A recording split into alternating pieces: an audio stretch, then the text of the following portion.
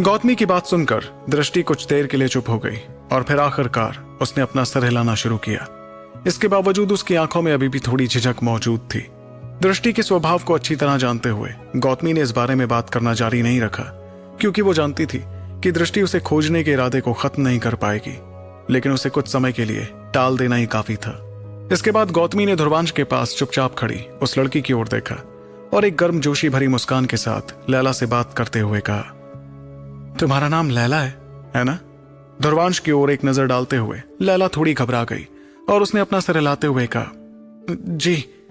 गौतमी ने चेहरे पर हल्की मुस्कान के साथ अपनी बात कहते हुए कहा, तुम्हें देखकर तो लगता है कि ध्रुवांश की नजरें उसके पिता से बेहतर हैं।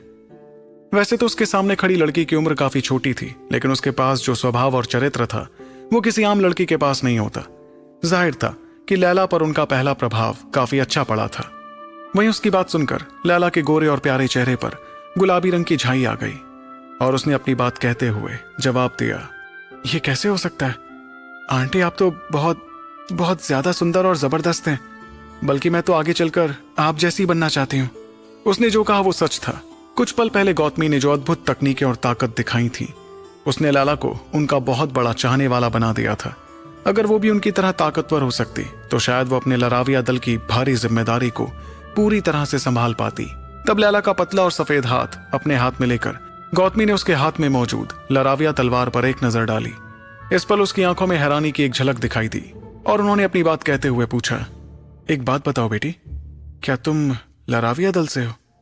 लाक्षार जी से क्या तुम्हारा कोई रिश्ता है? लाक्षार का नाम सुनते ही लैला के चेहरे पर हैरानी नजर आने लगी और उसने एक नजर ध्रुवांश की तरफ देखकर गौतमी को जवाब दिया, वो मेरे परदादा हैं, लेकिन वो तो बहुत वक्त पहले ही इस दुनिया से चले गए आंटी।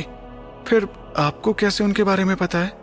यह सुनकर गौतमी ने अपना सर हिलाते हुए उसके सवाल का जवाब दिया, मैं जिस दल से आती हूं लैला, वहां सबसे महान और ताकतवर दलों के बारे में सारी जानकारी होती है।